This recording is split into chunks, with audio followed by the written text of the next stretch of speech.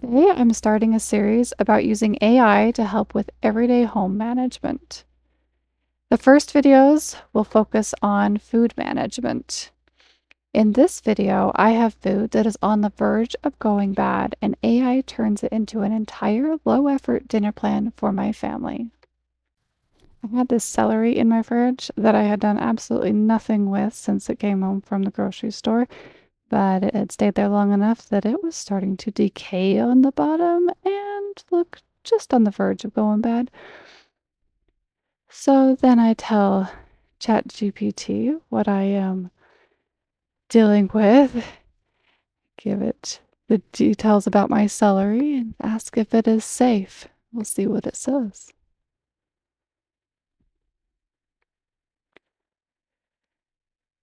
And it says you might want to throw it away if it looks like this. You might be able to keep it if it looks like this. So I went back and looked at my celery to see which way mine was. And I came back and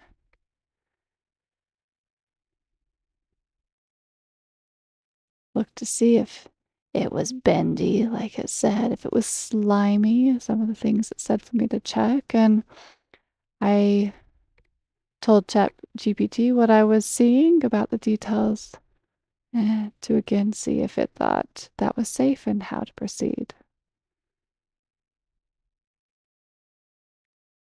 And it told me to get rid of one of the stalks, cut the base off, and put it in water so that it would firm up.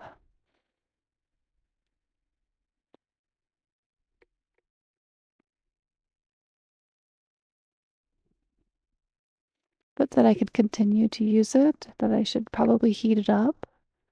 So that's what I went and did.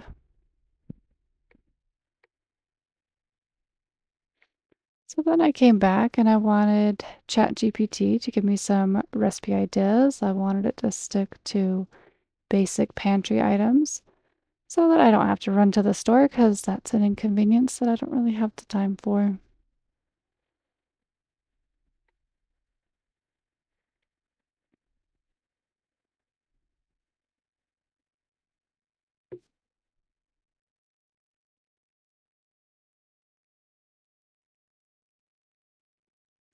And it gave me some ideas.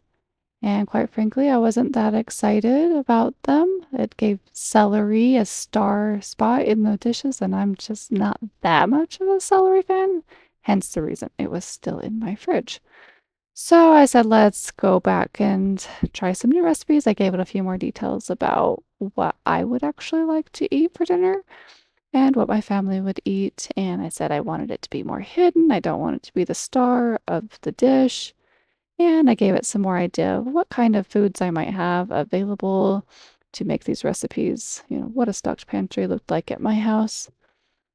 And I asked for some more ideas for the recipes.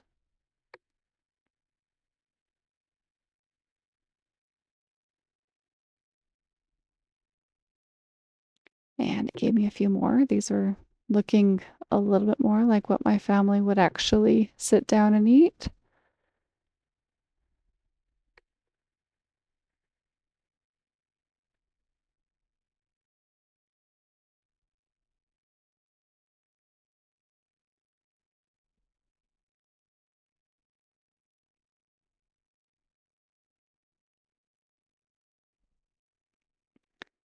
So then I picked a couple that I liked and asked for more suggestions so I could have a few more to pick from.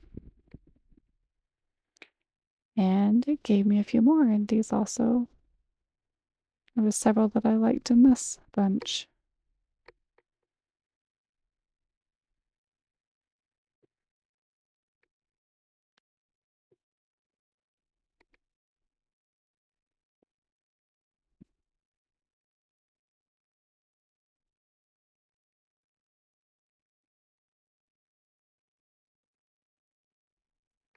So then I said which recipes I wanted, picking a couple from each list.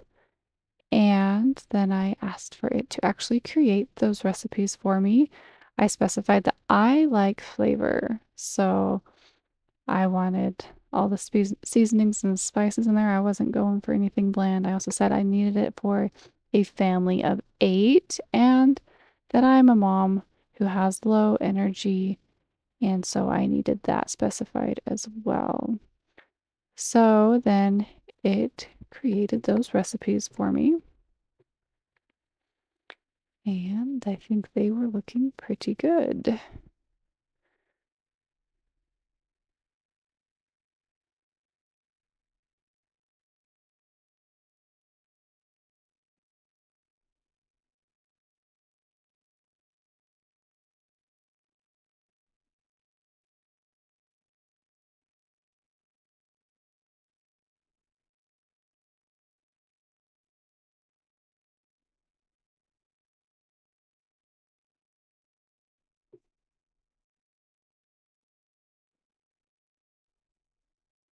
So then ChatGPT says maybe we could turn this into a 4-day dinner schedule.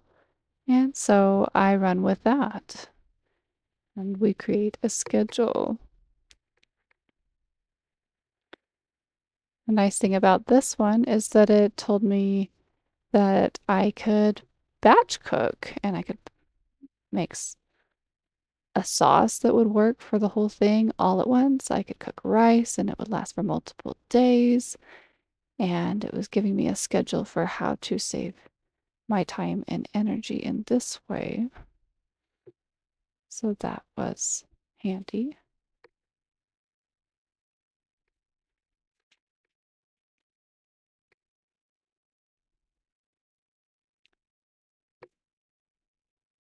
However, I did notice that it was giving me rice for 3 days, and I have heard many things saying rice can go moldy in that much time, and so I was not quite comfortable with that. So I asked ChatGPT to maybe adjust so that I wasn't using rice leftovers for quite so long, and it was willing to do that for me.